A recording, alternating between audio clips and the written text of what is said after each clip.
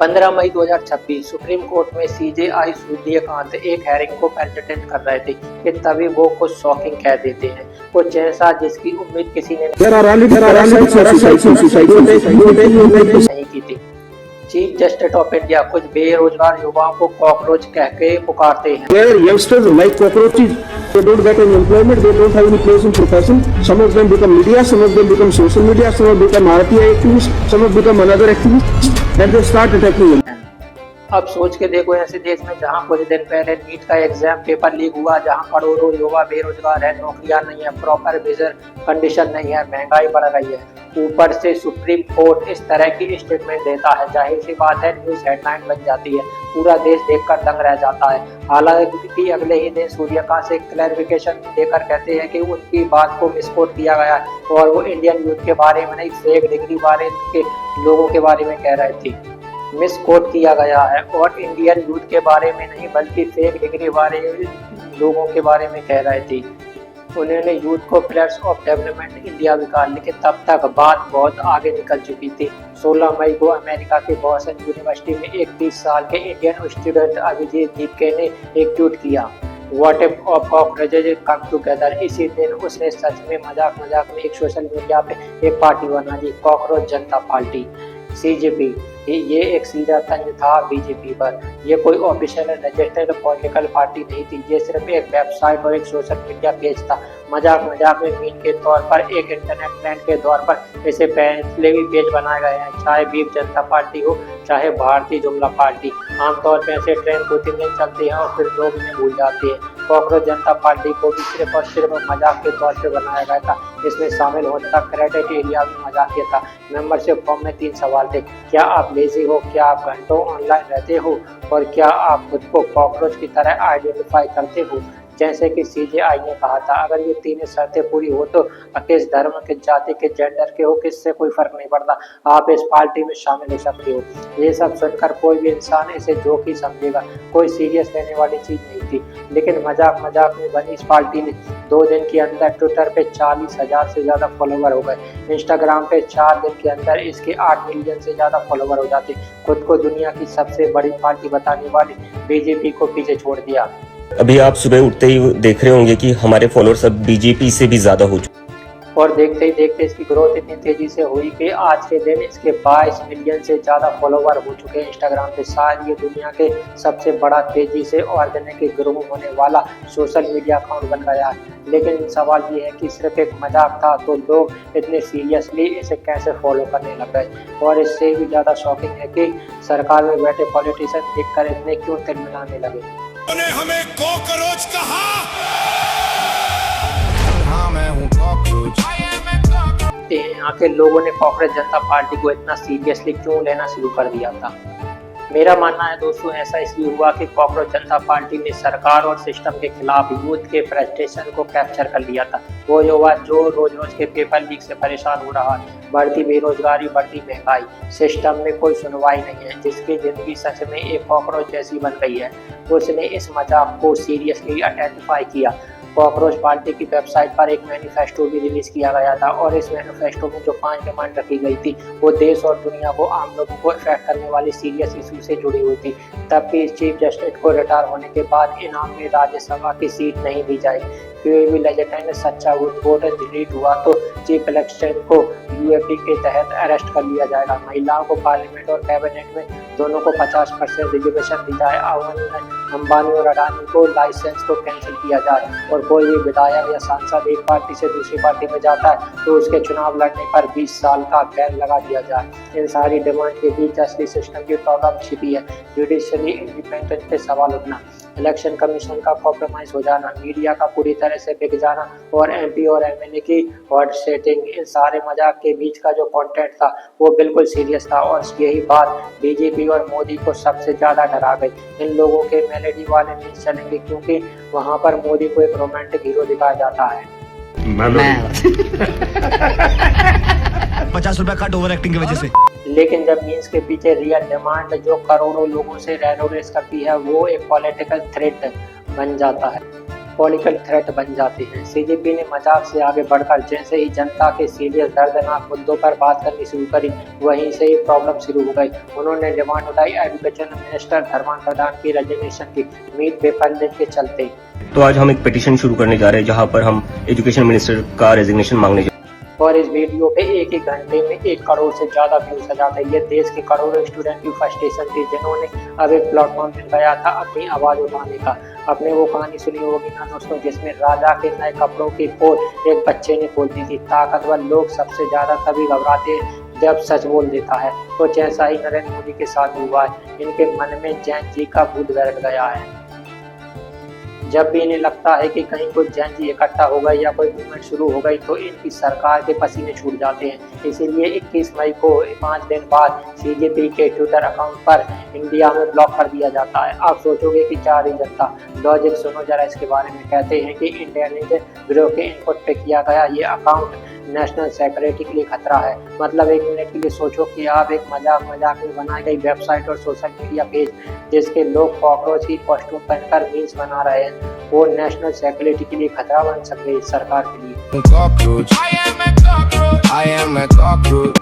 कितनी डरपोक सरकार हो सकती है, कितने डरपोक प्रधानमंत्री हो सकते हैं देश के।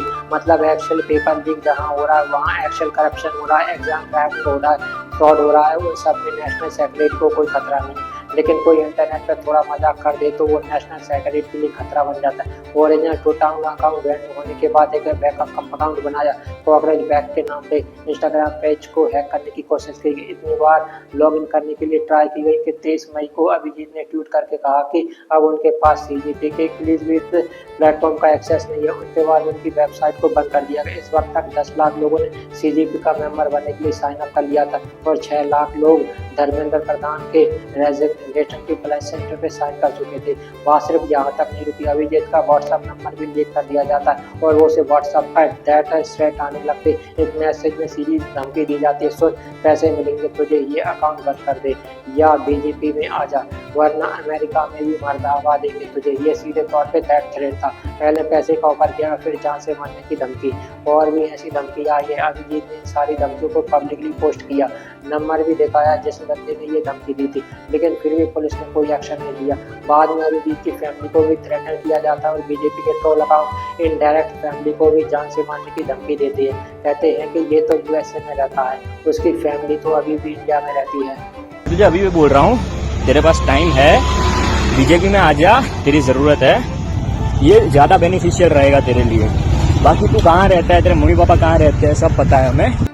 ये डेथ थ्रेट सिर्फ ऑनलाइन नहीं थी। अभिजीत ने कहा कि उनके फैमिली मेंबर जो महाराष्ट्र में रहते हैं उनके घर तक भी लोग पहुंच गए। धमकी देने वाले वीडियो और मैसेज भी उनको भी भेजे गए और इन सबसे काम नहीं बना तो फिर डिसएम्पन कैंपेन शुरू हुआ। अभिजीत के एक आम आदमी पार्टी के साथ काम करता था जो उन्होंने कभी छुपाया नहीं। उन्होंने कभी पुराने ट्वीट डिलीट नहीं किए। ओपनली वो कहते हैं कि 2020 से 2023 तक आपके साथ काम कर चुके हैं। therefore from 2020 to 2023 I think, and it was for a brief period of time I was actually very inspired by the health and education model that they worked on, and after that I thought maybe I need to move forward with my life, so I applied to some universities. I got into Boston University and I have been here since.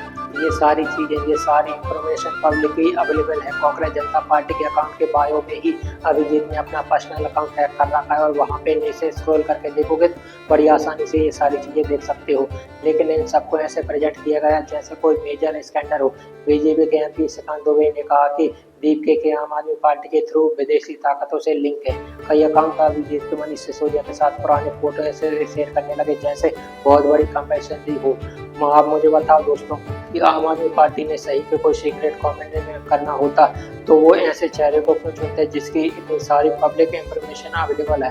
अगर ये कोई self-made plan है, इससे strategy थी तो अपना connection छुपाने की कोशिश करता, सीजेपी का अपना पर्सनल अकाउंट टैग न करता। आम आदमी पार्टी अगर सच में कुछ ऐसा सिक्योरिटी कराती तो ऐसे इंसान को चुनते जिसका कोई पब्लिक प्रोफाइल ना हो। और दूसरा ये सोचो कि कौन सी बड़ी चीज हो गई उसने पॉलिटिकल पार्टी में काम कर लिया। तो इस लॉजिक से राघव चड्ढा भी आम आदमी पार्टी में थे, शुभेंदु अधिकारी भी डीएमसी में थे, हेमंता विश्वकर्मा भी कांग्रेस में थे। जी करप्ट थे या नहीं थे? चलो भैया जी मैं जवाब देना नहीं चाहता इसका, इस तरह से क्वेश्चन। क्या ये कहा जा सकता है कि बीजेपी में एक सीक्रेट कॉवेट ऑपरेशन चल रहा है? सारी पार्टियों का कोई भी सेंसर है इस बात का? अब ये लॉजिक फेल हुआ तो डीप स्टेटमेंट कॉन्फ्रेंसी चलानी शुरू कर दी। बीजेपी आईटी क्लेम करने लगे कि पुणे पुलिस रिकॉर्ड में दीपके को आईएसआई पे फ्लैट किया गया है। डीप थ्योरी चलाने लगे कि यूएस जंगी प्रोटेस्ट के जरिए डेमोक्रेटिक देशों को कलेक्टिव करता है। इन सब के बीच ये इमेज फैलाई गई कि देखो कॉकरोच जनता पार्टी में मैक्सिमम फॉलोवर पाकिस्तान से आती है, 49% पाकिस्तान से है। अगर आपको याद हो 2024 की लोकसभा इलेक्शन के दौरान जहां मेरा यूट्यूब चैनल भी वायरल जाने लगा था तो इन्होंने सेम कंट्रोवर्सी थोड़ी भी फैलाई थी। ये बात सरासर झूठ थी और कॉकरोच जनता पार्टी के केस में भी ये सरासर झूठ थी। ऊपर से नोट करने वाली बात है कि जो अकाउंट अपने अकाउंट को चला रहा है उसको अकाउंट के फॉलोवर्स कहाँ से आते हैं ये कोई और नहीं देख सकता। यूं ही अपने मन से कुछ भी इमेज बनाकर ये फैलाते रहते और खुश होते रहते। यूनियन मिनिस्टर कुरीदुरी भी झूठ में फंस गए और इस चीज को फैलाने लगे। बार बार स्क्रीनशॉट शेयर किए, स्क्रीन रिकॉर्डिंग भी शेयर करी, दिखाते हुए कि कॉकरोच जनता पार्टी के 94% से ज़्यादा फॉलोवर इंडिया से आते हैं। फिर इसके बाद डॉट फॉलोवर झूठ फैलाया गया कि कॉकरोच जनता पार्टी के ज़्यादातर फॉलोवर असली है ही नहीं, ये तो बॉट्स है। इस चीज़ का भी कोई सबूत नहीं है क्योंकि एक्चुअली में कोई रिलायबल तरीका है ही नहीं ये पता करने का कि ये अकाउंट को फॉलो करने वाले लोग कहाँ से आते हैं और कितने बॉट्स है। और थर्ड पार्टी वेबसाइट है जो फॉलोवर्स के एक सैंपल से एनालिसिस करती है, लेकिन वो इतनी रिलायबल नहीं है कि ऐसी वेबसाइट कॉकरोच जनता पार्टी के 8% फॉलोवर बताती है, लेकिन सेम वेबसाइट कहती है कि नरेंद्र मोदी के अकाउंट में 19% से ज़्यादा फेक फॉलोवर है। सच बात ये है कि आज के दिन सिस्टम इतना करप्ट और कॉम्प्रोमाइज हो चुका है कि किसी भी नए ऑपोजिशन को किसी भी मूवमेंट के लिए खड़ा हो पाना इन्होंने लगभग इम्पॉसिबल बना दिया। कॉकरोच जनता पार्टी की सिर्फ मजाक में बनाई गई चीज थी और ऐसे ट्रीट कर रहे हैं कि जैसे कोई नेशनल सेक्युलरिटी थ्रेट हो। जो असली पॉलिटिशियन थ्रेट है उन्हें ढंग से फंक्शन नहीं करने दिया जा रहा। उन्हें एमपी और एमएलए को धमकाकर जेल का डर दिखाकर या ईडी सीबीआई के प्रेशर से तोड़ लिया जाता है। पूरा मीडिया उनके खिलाफ डीप इंफॉर्मेशन कैंपेन चलाता है। कई केस में तो पार्टी को तोड़कर उनके सिंबल तक को छीन लिए जाते हैं। ना इलेक्शन कमीशन ना सुप्रीम कोर्ट से मदद मिलती है। मैं यहाँ कोई एक पार्टी की बात नहीं कर रहा हूँ, देश में सभी ऑपोजिशन पार्टी की का लगभग यही हाल है। शिवसेना, एनसीपी, आम आदमी पार्टी, कांग्रेस, टीएमसी, टीजेटी, एनसी सभी को झेलना पड़ रहा है कि इनका सर्वाइवल भी यहाँ पर मुश्किल हो गया है। केरला के former chief minister CBI party से है। कल ही की खबर है कि उनकी ईडी की रेट बढ़ी। जिन ऑपरेशन पार्टी में एक छोटी से रीजन में थोड़ी सी प्रेजेंटेशन बनी है उसे भी पूरी तरह से खत्म करने की कोशिश की जा रही है। देश में डेमोक्रेसी की हालत इतनी खराब है कि एक मजाकिया ऑनलाइन पार्टी का अकाउंट को भी रहने नहीं दिया जाता। एक सरकार के खिलाफ आवाज उठाना तो छोड़ी, कोई हंसी मजाक की रील्स बना दे, लोगों के अकाउंट बैन कर दिए जाते हैं, लोगों को डेथ थ्रेट मिलते हैं। आप बोल मिलेगा ना वो याद होगा, समझा क्या? तमिलनाडु में तो मैं तो ये वीडियो बना पा रहा हूँ, लेकिन सच बात ये है कि सोशल मीडिया पर भी ये बची कुछ आज़ादी को खत्म करने की पूरी कोशिश करी जा रही है। कल ही मुझे पता चला कि इंस्टाग्राम पे जो 2 रील्स राघव चड्ढा के ऊपर बनाई थी उन्हें इंडिया में ब्लॉक कर दिया गया। एक रील पे 5 करोड़ से ज़्यादा व्यूज थे और क्या कहा था उस रील में? कुछ नहीं कहा था, बस राघव चड्ढा की हिपोक्रेसी को एक्सप्रेस किया था। बाद में मुझे पता चला कि बाकी क्रिएटर ने जितनी सारी रील्स बनाई थी राघव चड्ढा के ऊपर इंडिया में रजिस्टर किया गया है। कुछ लोगों के पूरे अकाउंट को ही ब्लॉक कर दिया गया है। बात यहाँ मेरी एंकरेज की नहीं है, बात यहाँ देश के हर एक युवा की है जो छोटी से छोटी चीज के लिए अपनी हक की आवाज उठाता है और उसकी आवाज को दबा दिया जाता है। उस सबके खिलाफ एक ही टूल इस्तेमाल की जाती है, पाकिस्तानी एजेंट फॉरेन कंप्रेसिव थे। सोमन वांचू ने जब लद्दाख के लोगों के लिए आवाज उठाई थी उन्हें भी पाकिस्तानी एजेंट घोषित कर दिया गया था, जेल में डाल दिया गया था। जब राहुल गांधी ने निकोलात के लिए आवाज उठाई थी चाइनीज एजेंट बताया गया था। एक 12th क्लास का स्टूडेंट अपने सीबीएसई के एग्जाम पेपर में इरेगुलरिटी की आवाज उठा रहा है तो उसे भी ट्विटर पर पाकिस्तानी घोषित कर दिया जा रहा है। ये देखो, मतलब यकीन नहीं करोगे कि किस हद तक हालत बिगड़ गई है देश में। एक चीज पे ध्यान दीजिए दोस्तों, ये सारे एक्शन सरकार की मजबूती का सबूत नहीं है क्योंकि उनकी कमजोरी का एक्सपोज करते हैं। ये दिखाता है कि इतनी सारी इलेक्शन जीतने के बाद भी ये सरकार असल में लोगों से डरी हुई है। चाहे वो एलपीजी क्राइसिस का सवाल हो, चाहे बेरोजगारी हो, चाहे रुपए के गिरने का सवाल हो। इतिहास गवाह है कि जो तानाशाह खुद को जितना ताकतवर दिखाने की कोशिश करता है वो अंदर से उतना ही कमजोर और डरा हुआ होता है। अब डेस्परेशन देखो इस पार्टी की का बीजेपी का लीडर जाकर एक्चुअली में कॉकरोच को डब्बे में बंद करता है, फिर निकाल कर उन्हें मारता है। ये हालत तो तब है जब एक मजाकिया पार्टी है। क्या होगा अगर एक्चुअली में सड़कों पे उतर आए? फिलहाल के लिए कांग्रेस जनता पार्टी को अपनी वेबसाइट और इंस्टाग्राम अकाउंट का एक्सेस वापस मिल गया है। इंस्टाग्राम पे कई सारी पोस्ट उनकी रजिस्टर्ड और ब्लॉक करी जा रही है और ट्विटर अकाउंट अभी भी इंडिया में ब्लॉक है। उसी लीग के लिए फोन गए अपील करने के लिए। लेकिन सवाल ये है कि इस मूवमेंट का आगे क्या होगा। सच बताऊं तो इसका कांग्रेस जनता पार्टी के चलाने वाले लोगों पर, उनके फॉलोवर्स पे डिपेंड करता है। सोच कर देखो, 2 करोड़ से ज्यादा लोग उस अकाउंट को फॉलो करते हैं। अगर हर एक अकाउंट को फॉलो कर रहा है तो वो अपनी प्रोफाइल पिक्चर बदलकर कांग्रेस जनता पार्टी लगा ले और वही पोस्ट करने लग जाए जो कांग्रेस जनता पार्टी का मेन अकाउंट कर रहा है, तो ये सारी सेंसरशिप करने की कोशिश की जा रही है, तो वहीं पे एक्सपोज हो जाएगी। 2 करोड़ लोग अपना पूरा प्रोफाइल बदल ले और खुद से काम करने लग जाए तो ये पूरी मूवमेंट डिसेंट्रलाइज बन सकती है। ये तो सिर्फ एक आइडिया। जनता सही में इकट्ठे होकर अपनी ताकत दिखाने लग जाए तो कोई तानाशाह कोई कुछ नहीं कर पाएगा। अगर आपको ये वीडियो पसंद आया तो वीडियो को शेयर कर सकते हो। अब आप क्या कहना चाहेंगे इस वीडियो के बारे में नीचे कमेंट सेक्शन में आपका इंतजार करना है।